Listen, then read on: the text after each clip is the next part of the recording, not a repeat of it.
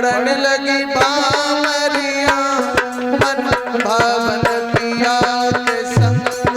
पढ़ने लगी बामरिया बामरिया मन भावन पिया के संग। पढ़ने लगी बामरिया बामरिया मन भावन पिया के संग। अरे पहली भामर पढ़ के जब तुझी पे नंबर आया। अरे पहली बार पढ़ के जब तुझी पे नंबर आया। एक सरी भामर पूरी भई ते बनने हरे गुण गाया। पढ़ने लगी हरे हरे पढ़ने लगी बामरिया मन भावन पिया के संग। पढ़ने लगी बामरिया बामरिया मन भावन पिया के संग। पढ़ने लगी बामरिया बामरिया मन भावन पिया के संग। भामर पढ़ के जब चौथी पे नंबर आया। अरे तीजी बाबर पढ़ के जब चौथी पे नंबर आया।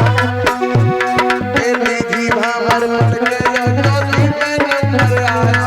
अरे तीजी बाबर पढ़ के जब चौथी पे नंबर आया। हे पचई भामर पूरी भई सब सखियन हरि गुण गाया। अब तो लाडो बापई की अरे चौथी भमरिया। अब तो बिटिया बापई की बापई की तोरिया होई। अब तो लाडो बापई की बापई की तोरिया। ए पांचई भामर पढ़ के जब छठई पे नंबर आया। अरे पांचई बाबर पढ़ के जब छठवीं पे नंबर आया। हे सातई भामर पूरी भई भोले ने फिर अपना। पार्वती होई गई भोला की हाय हाय ढोला की सतई भमरिया। बिटिया हो गई दुबला की सजना की सतई भवरिया होए। बिटिया हो गई दुबला की सतई भवरिया होए।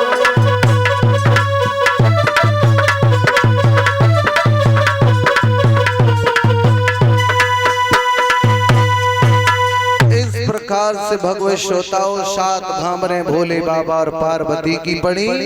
सात भामरे पढ़ने के बाद भगवत श्रोताओं आज भोले बाबा पार्वती को उस समय पे हमारे यहाँ लड़की और लड़का के साथ में विदा नहीं होती थी। उस समय विवाह भी होता था तो साहब विवाह बहन बेटियों का बड़ा सही उम्र पे होता था। 13, 14, 15 साल की उम्र में विवाह हो जाता था। फिर 5 साल बाद, 2.5 साल बाद, 3 साल बाद गोना होता था। ऐसा नियम था उस समय। और जब उस समय 5 साल बाद गोना होता था तो लगभग 7 साल बाद रोना होता था। अब तो भगवान ऐसा हो गया कि पूरे विवाह में अशुन के अलावा कुछ बचा ही नहीं है। लोग कहते हैं उल्टे बांस बरेली। पहले नियम था शुद्धिकरण होता था, लड़का के दरवाजे पे तिलक चढ़ता था। ब्राह्मणों के द्वारा मंत्रोच्चारण करके वो तिलक चढ़ाया जाता था। लेकिन अब लड़का के दरवाजे पे वो तिलक खत्म हो गया। अब वो उल्टे बांस बरेली, लड़का के दरवाजे वालों तिलक लड़की के दरवाजे पे चढ़ रहो। लड़का के दरवाजे पे 5 हो रही है सो लग रहा मन आज 13वीं हो रही है, कोई रौनक ही नहीं। उसके बाद में हमारे यहाँ बेटी का विवाह किया जाता है। सबसे बड़ा अगर दुनिया में कोई दान बताया गया है तो कन्यादान बताया गया है। कन्यादान से बढ़ के दुनिया में कोई दान नहीं।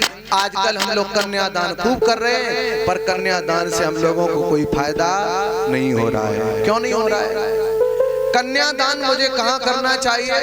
कन्यादान मुझे अपने घर में करना चाहिए, कन्यादान मुझे अपनी जगह में करना चाहिए, पर कन्यादान हम कर रहे हैं गेस्ट हाउस में, दूसरे की जगह में।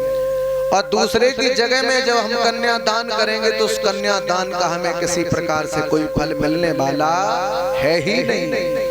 तो इसलिए हमें दान कहाँ करना चाहिए, कन्यादान कैसा करना चाहिए? लड़का का तिलक अपने दरवाजे पर हो, वो तो खेत में लगन होने लगी है। तो अब पहले समय लगता था, तो अब तो 2-4 घंटे में ही सारी व्यवस्था सारे